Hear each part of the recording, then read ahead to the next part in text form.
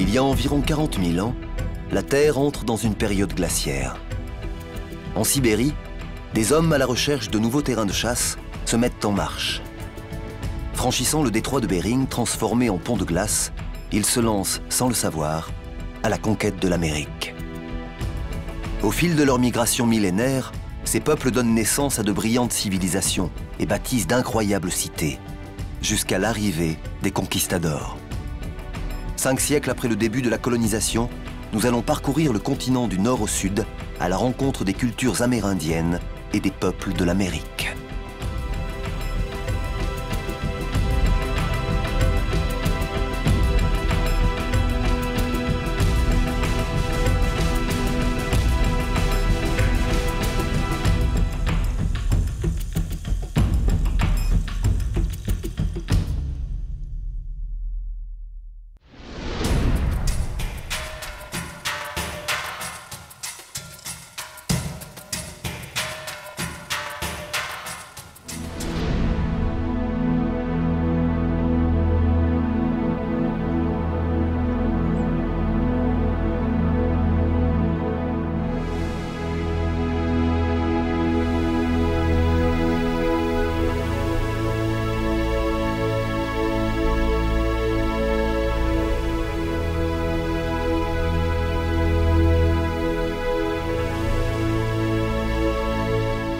Un voyage de plus de 20 000 ans.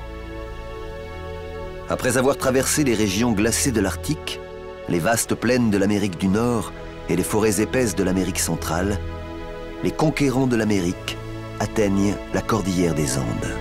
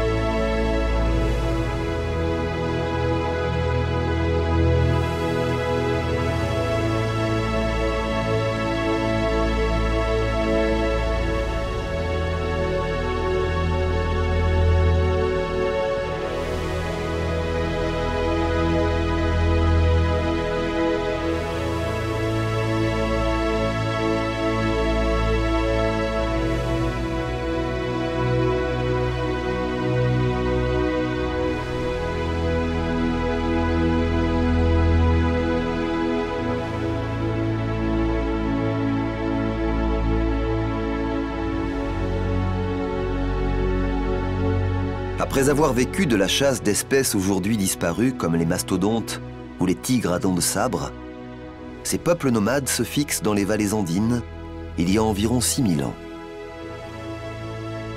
Pêchant, domestiquant le lama ou l'alpaga, cultivant le maïs, la pomme de terre et plus tard le manioc, ce qui témoigne de contact avec le bassin amazonien, ces peuples constituent le point de départ d'une longue série de civilisations andines dont les Incas sont les plus célèbres, mais aussi les derniers représentants.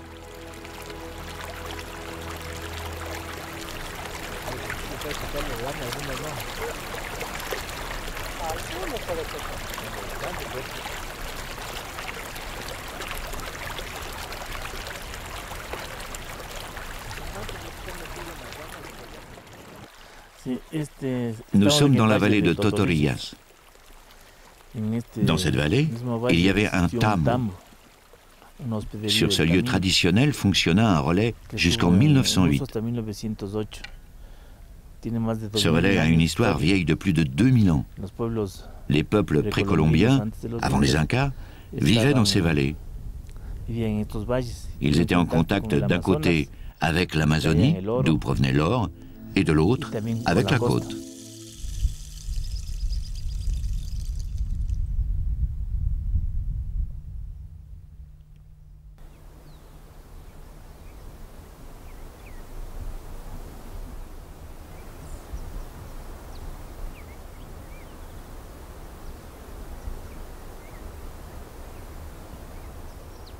Bien avant d'être la terre des Incas, cette région a été celle des Chavines, des Moche, des Nazca ou des Wari.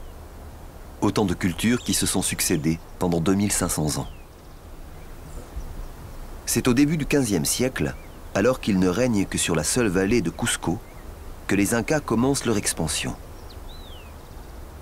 En quelques années, leur empire, épousant les contours de la cordillère des Andes, s'étend de la Colombie au nord jusqu'au Chili au sud.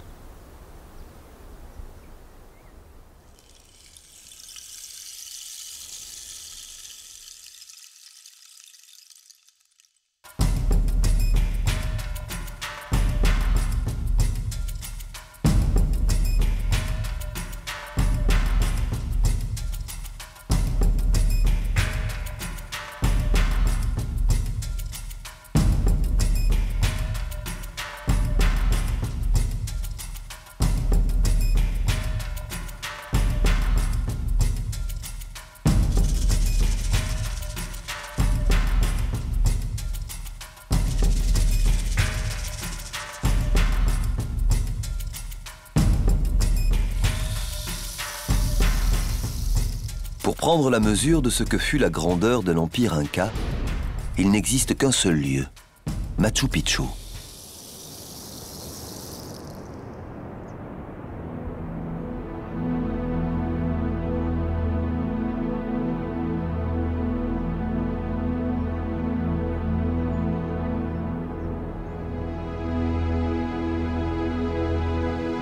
On attribue la construction de Machu Picchu à Pachacutec, qui voulait affirmer sa puissance le long du Cap Acnan, le chemin de l'Inca.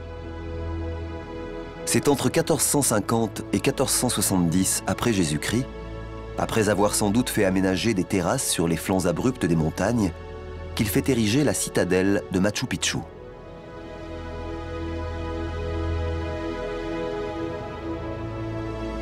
Les Incas ignoraient la roue. Ce sont donc probablement des milliers d'hommes qui ont travaillé à l'édification de cette cité de l'impossible. Machu Picchu est une ville au double visage. Avec ses palais, ses maisons, ses rues, ses escaliers et ses murets servant à délimiter les zones de culture en terrasse, c'était une cité administrative. Mais avec ses dizaines de temples, ceux du haut étant dédiés au soleil et ceux du bas à la lune, Machu Picchu possède une dimension sacrée. On dit que Machu Picchu est une ville sacrée, la ville des Vierges, une ville magique. On veut toujours donner à Machu Picchu une dimension religieuse, ésotérique. Certains disent même qu'elle a été visitée par les extraterrestres. Pour les Incas, ce n'est pas seulement un site sacré, c'est tout le contexte qui est sacré. Tout est sacré. Pour les Incas, Dieu est partout. Et chacun d'entre nous est dans Dieu. Nous sommes donc en communion avec un ensemble. Les montagnes sont sacrées. La terre est sacrée. Les animaux sont sacrés. Tout a une dimension sacrée.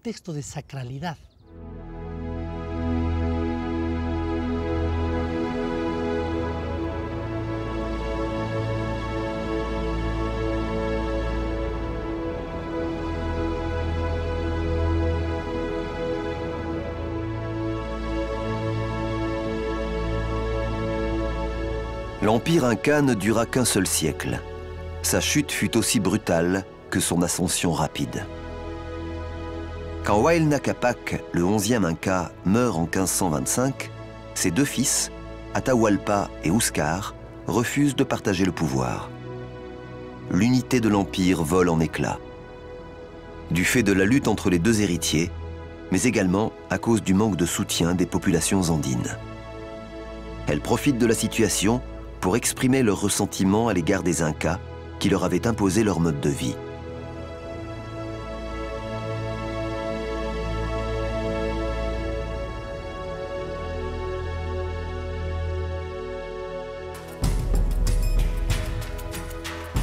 Profitant de l'affaiblissement du pays qui sort d'une guerre civile et des luttes intestines, Pizarro fait prisonnier Atahualpa, le dernier Inca. En 1533, un an après son arrivée au Pérou, il entre en vainqueur dans Cusco, la capitale de l'Empire.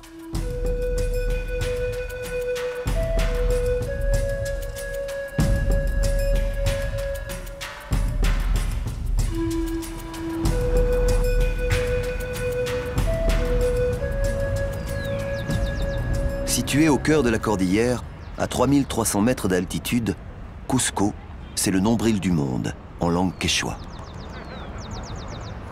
Si les Incas avaient choisi Cusco comme capitale, Pizarro décide, une fois écrasées les dernières révoltes, de quitter la cordillère pour le bord de mer. En 1535, il fonde Lima pour accueillir les bateaux en provenance d'Espagne. Cusco se transforme alors en une petite ville coloniale avec sa place entourée de palais et d'églises comme la Compañía, construite à l'emplacement de l'ancien palais de Huayna Capac, le dernier grand souverain de l'Empire Inca.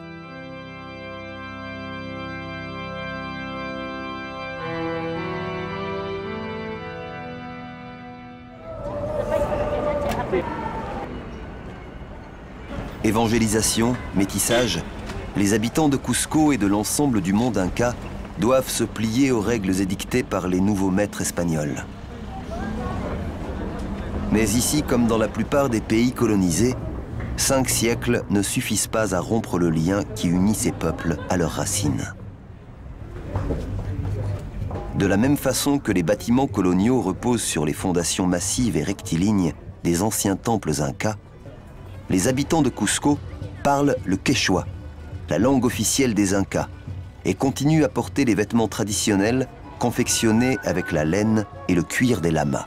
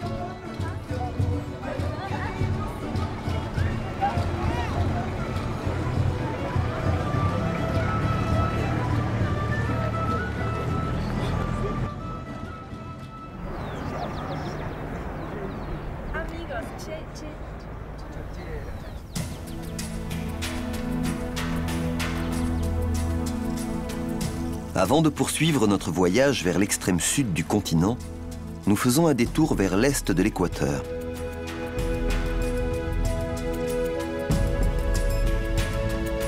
Survolant les volcans de la cordillère des Andes, nous prenons la direction de l'Oriente, le nom que les Équatoriens donnent à leur province amazonienne.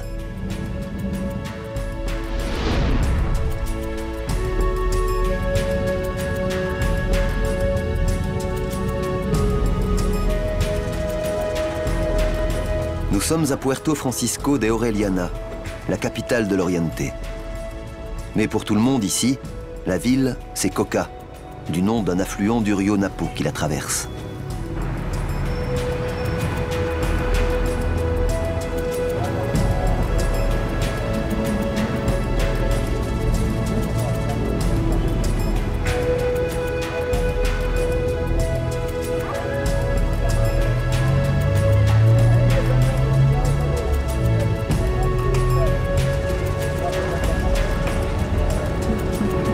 C'est le pétrole qui attire les travailleurs dans la région.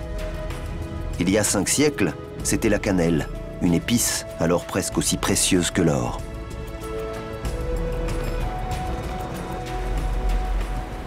C'est donc pour trouver le pays de la cannelle que Pizarro décide d'envoyer une expédition avec à sa tête son demi-frère Gonzalo et l'un de ses lieutenants, Francisco de Orellana.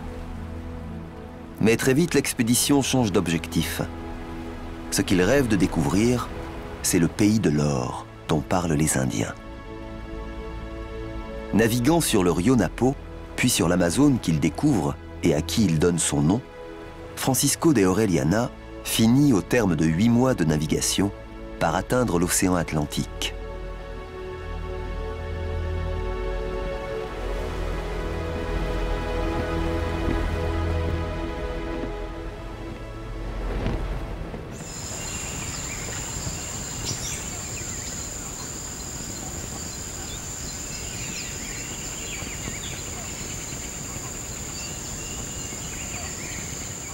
Dans la région du Rio Napo, vivent aujourd'hui quelques dizaines de milliers d'Indiens quechua.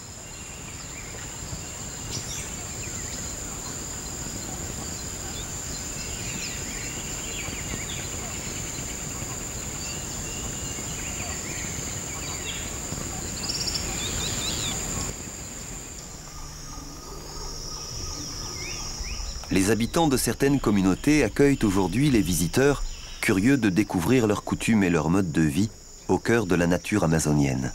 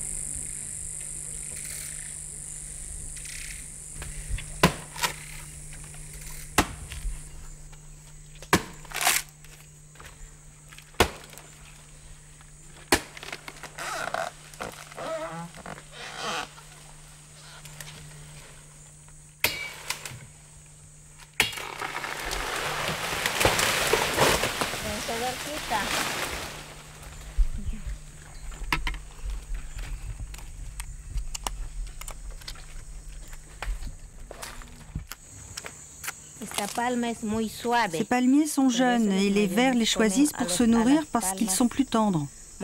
Les autres, les plus hauts, sont trop vieux.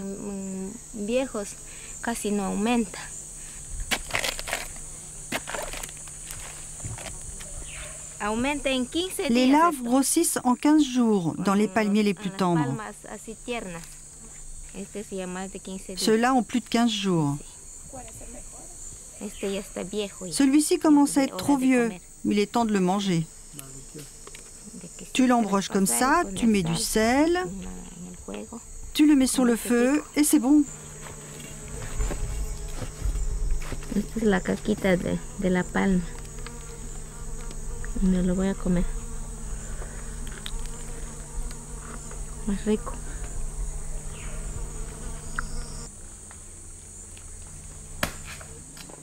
Quelques Quechua travaillent encore à l'extérieur du village avec des compagnies du secteur pétrolier. Mais la majorité d'entre eux vit sur place, de l'agriculture, de la pêche et de la chasse.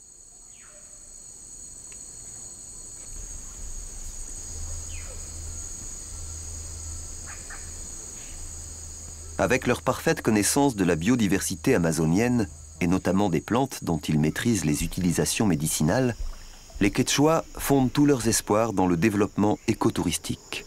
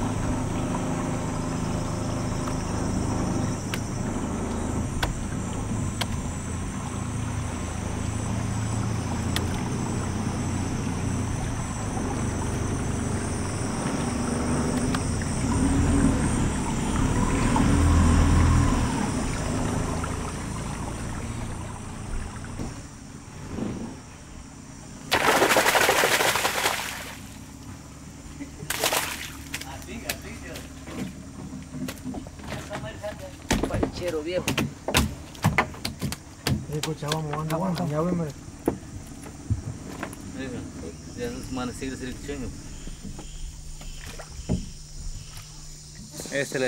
Ici, ce poisson, on l'appelle le sertemo.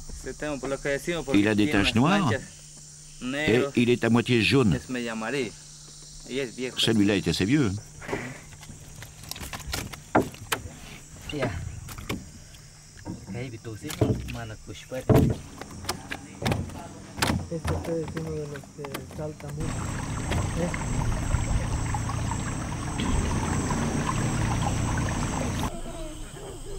Au village, l'activité est celle d'un jour ordinaire. Chacun vaque à ses occupations.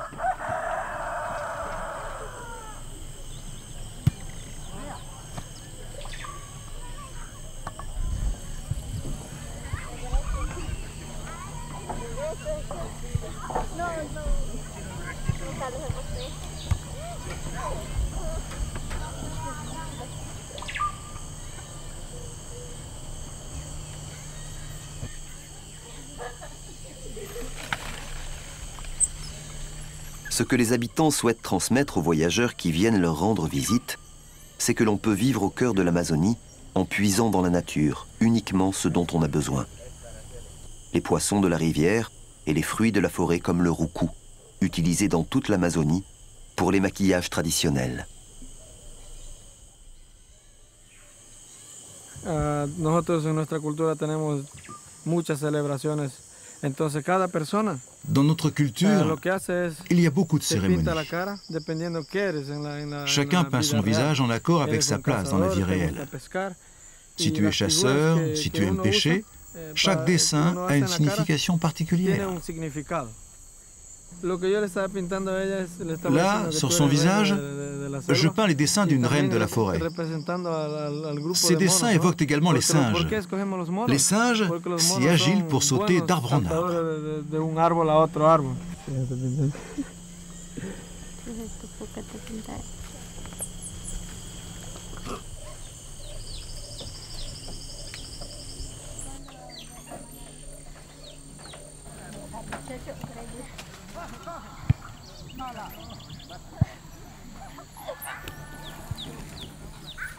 Les ressources provenant de l'activité écotouristique sont réinvesties pour le bien-être de toute la communauté.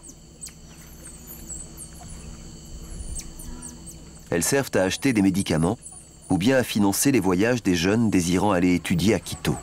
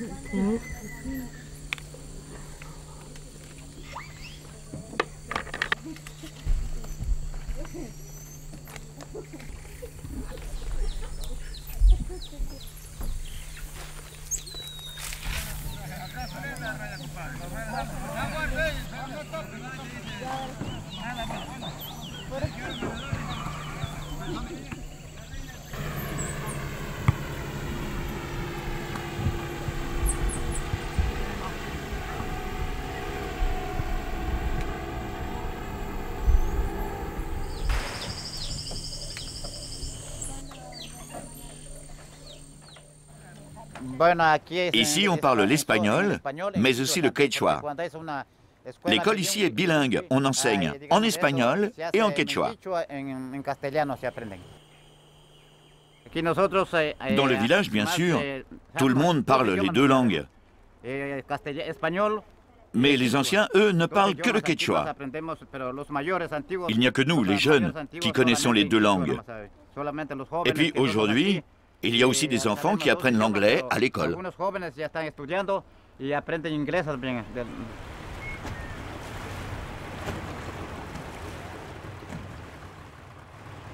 Ça fait partie de nos traditions. Nous ne devons jamais oublier le quechua. Il doit rester avec nous jusqu'à la mort.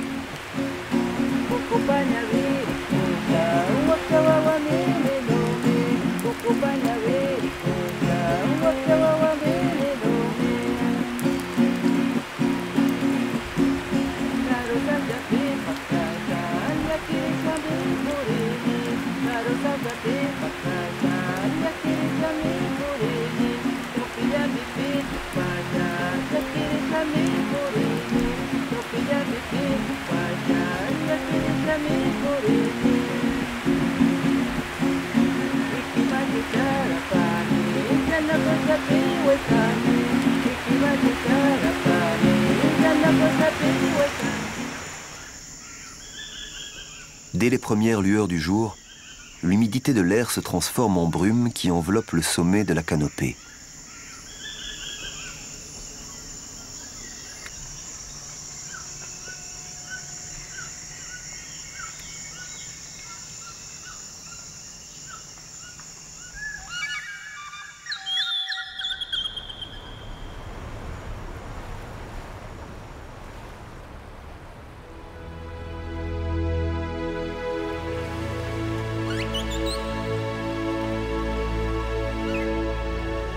D'avril à juillet, c'est la saison des pluies. Les eaux du rio Napo qui atteignent leur niveau le plus haut charrient quantité de morceaux de bois arrachés à la forêt. Nous poursuivons néanmoins notre voyage sur le rio Napo, au cœur du pays quechua.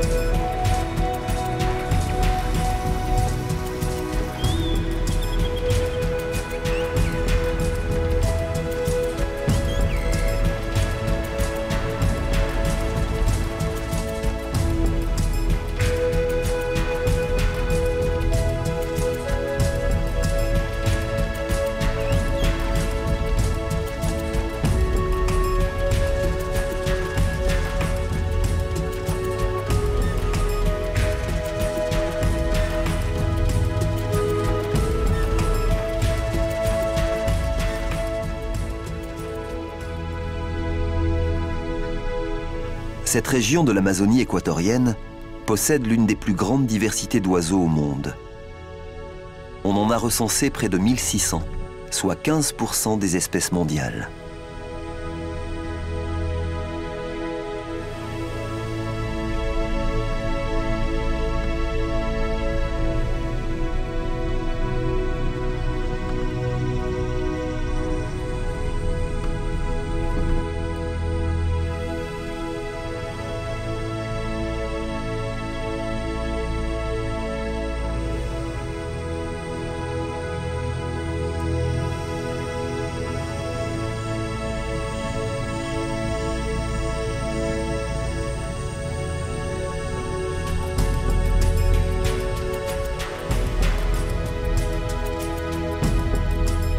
Nous reprenons notre navigation en direction d'une autre communauté quechua, Barrio Los Andis.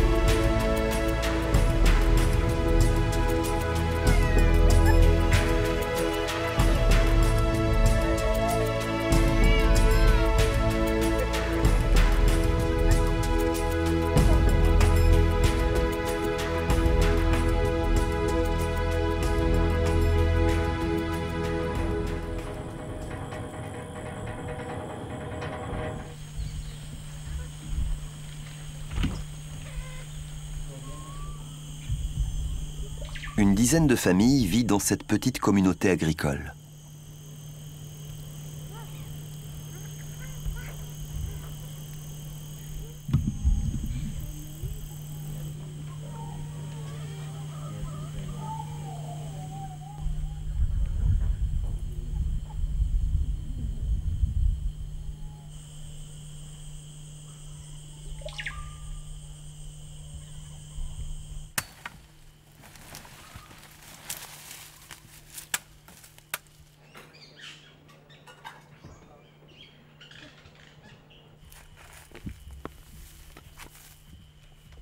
La tubercule que cette femme vient de déterrer, c'est du yucca, autrement dit du manioc. C'est l'un des légumes les plus consommés en Amérique du Sud et aux Antilles.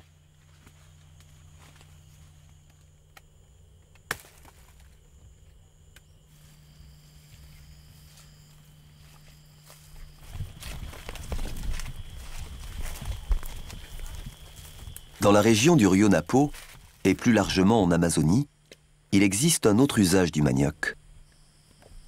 Après les avoir épluchés, on fait bouillir les racines, puis on les broie à l'aide d'un pilon avant de les laisser fermenter. Au final, on obtient une boisson, la chicha.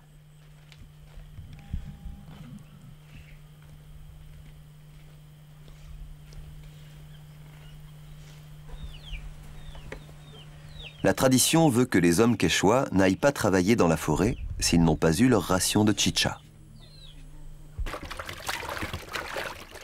Chez nous, c'est une habitude, une tradition.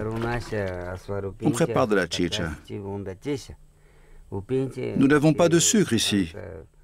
Alors on sème, on cultive et on fait de la chicha. Et pour qu'elle soit sucrée, on la laisse fermenter longtemps, comme ça elle devient plus forte. Ensuite, on la laisse reposer quelques jours, et de cette façon, on peut la boire sans sucre, et elle reste douce au goût. C'est notre façon de vivre, c'est ce qu'on fait. Nous en prenons tous les jours. C'est comme ça que vivent nos peuples.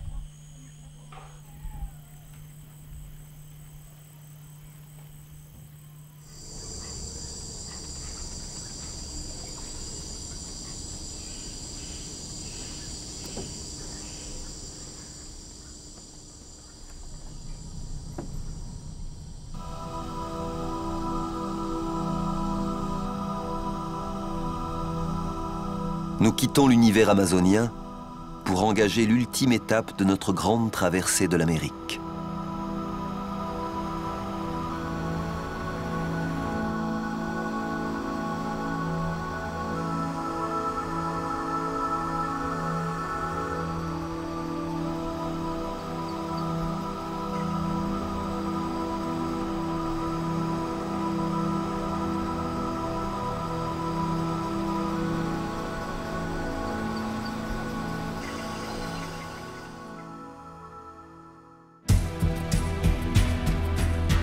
Comme l'aiguille d'une boussole, le ruban de bitume noir nous montre le chemin, vers le sud, vers le bout du continent.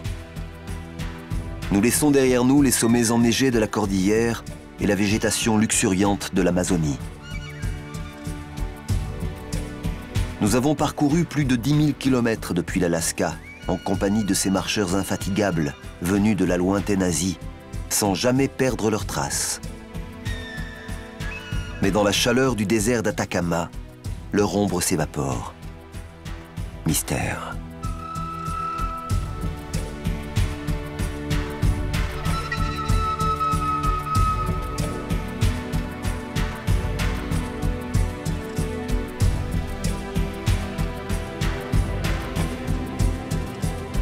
Mystère encore que ces géoglyphes gigantesques tracés dans le sol de Nazca. Homme-hibou, simple ligne, singe, araignée, oiseau, lézard.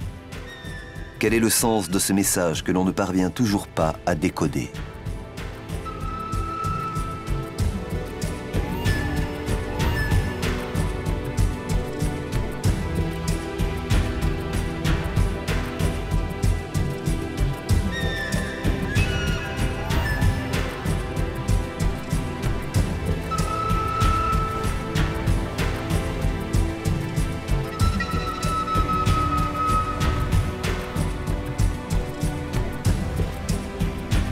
Suivant les courants marins, le vol des oiseaux migrateurs et la course des nuages au-dessus des montagnes, nous voyons bientôt se dessiner à l'horizon, au terme d'un voyage de 15 000 km, les contours glacés de la Terre de Feu.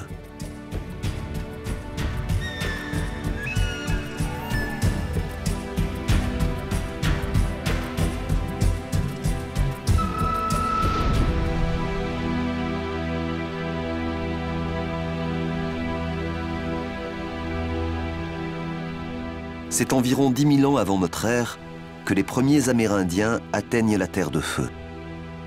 Onas, Alakalouf et Yagan se partagent alors le territoire.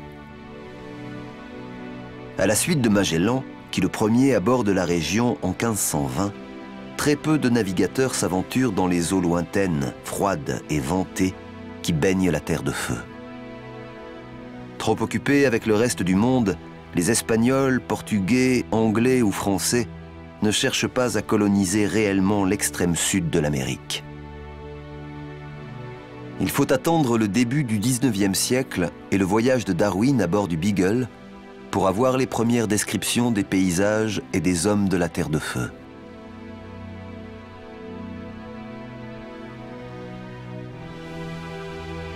« 20 janvier. Notre flottille glisse tranquillement sur l'eau du canal et nous entrons dans un district habité par un petit nombre de ces indigènes. Aucun d'eux n'a peut-être encore vu un homme blanc. 29 janvier. Le paysage devient encore plus impressionnant qu'il ne l'était auparavant. Dans bien des endroits, de magnifiques glaciers s'étendent sur le flanc de la montagne jusqu'au bord même de l'eau. Il est impossible d'imaginer rien de plus beau que l'admirable couleur bleue des glaciers.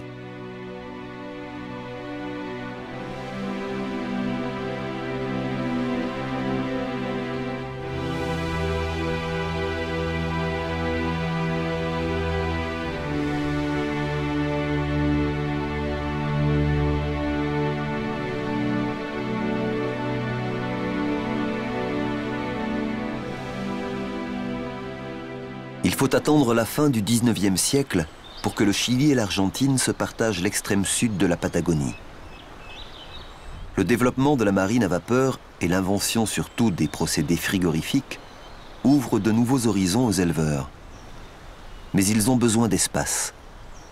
Repoussés toujours plus loin vers le sud, les Indiens sont progressivement massacrés. En Terre de Feu, les Yamana conservent jusqu'au début du XXe siècle un mode de vie inchangé depuis des milliers d'années. Fait unique, ils ne cultivent pas. Nomades, ils se contentent de pratiquer la pêche au harpon et la cueillette.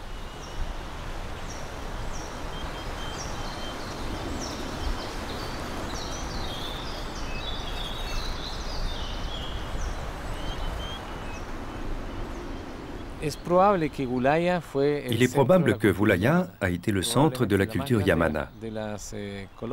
Probablement la plus grande des colonies de Yamana existait dans cet endroit. Les Yamana étaient nomades. Ils vivaient en se déplaçant sur les canaux, dans les canoës assez fragiles. Ils étaient pêcheurs et chassaient aussi les lions de mer. En fait, ils vivaient beaucoup des ressources de la mer.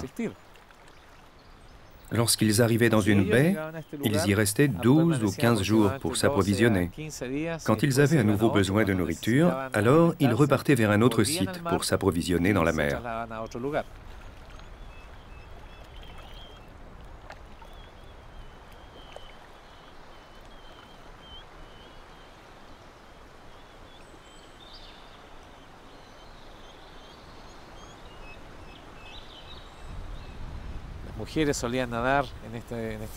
Les femmes allaient ramasser les coquillages.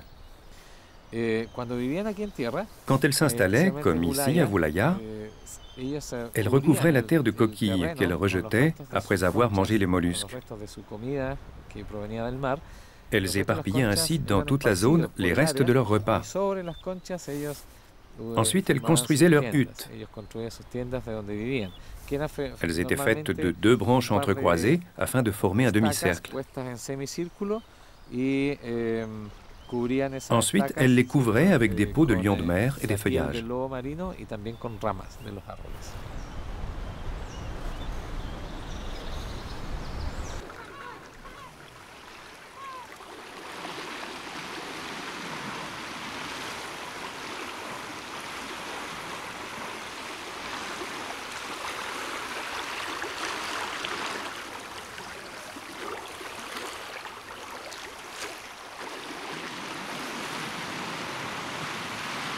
C'est ici, dans l'île Navarino, lors du premier voyage du Beagle en 1826, que Fitzroy embarqua 4 jeunes Yamana.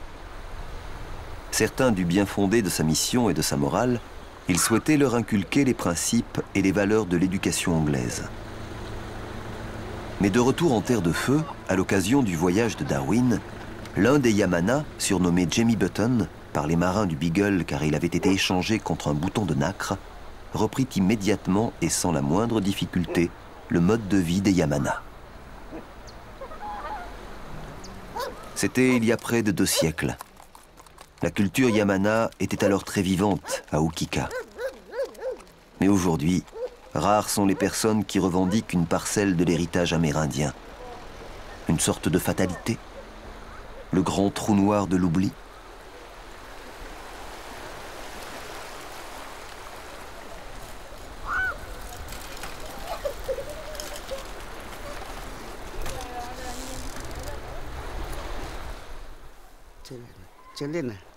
Je suis chilienne.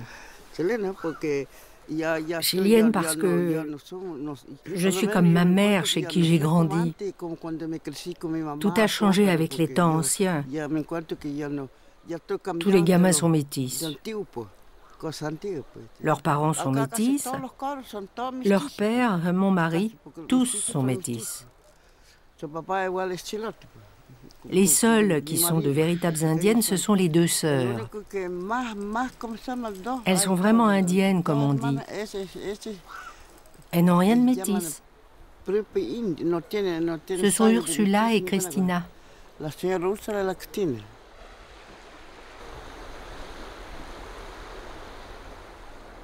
Quelque temps après, la disparition de l'une des 2 dernières pures Yamana faisait la première page des journaux chiliens.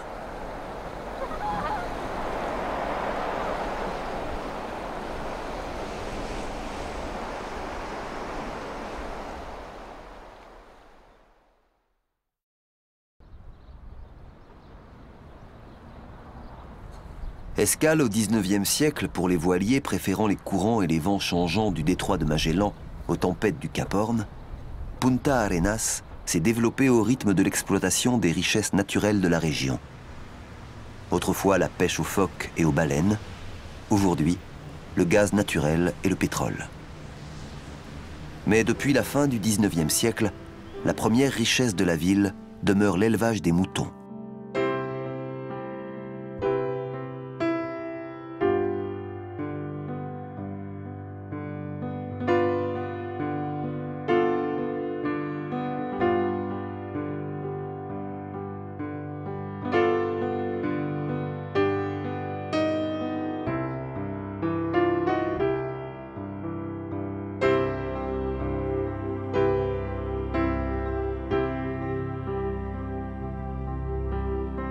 Le véritable héros de Punta Arenas, ce n'est pas Magellan, mais José Menéndez.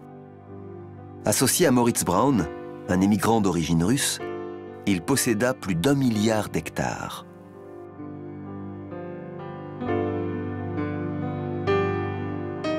L'extension des zones d'élevage est à l'origine de la disparition des Amérindiens de Terre de Feu.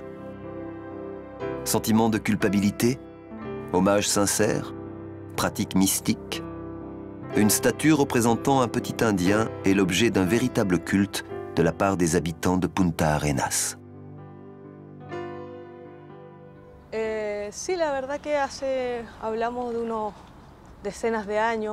Au début, il y a une dizaine d'années, la statue était à l'entrée du cimetière. Mais il y avait tellement de monde qu'on a décidé de la mettre là. Cela fait 4 ou 5 ans de cela. Les gens viennent remercier l'Indien pour les vœux qu'il a exaucés, que ce soit pour des problèmes de travail, d'argent et même des problèmes domestiques. La première des choses qu'ils font en arrivant, c'est allumer une bougie. Il y en a aussi qui laissent de l'argent. Ils touchent la main de l'Indien, ils font une prière et puis ils rentrent chez eux apaisés.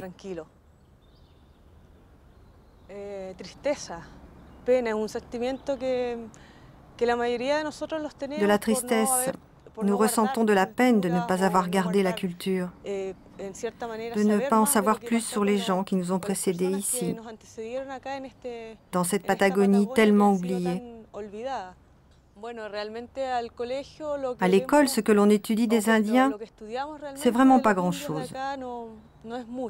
On nous parle des guerres, d'indépendance, mais on n'aborde pas la question des Indiens qui ont vécu ici, en Patagonie.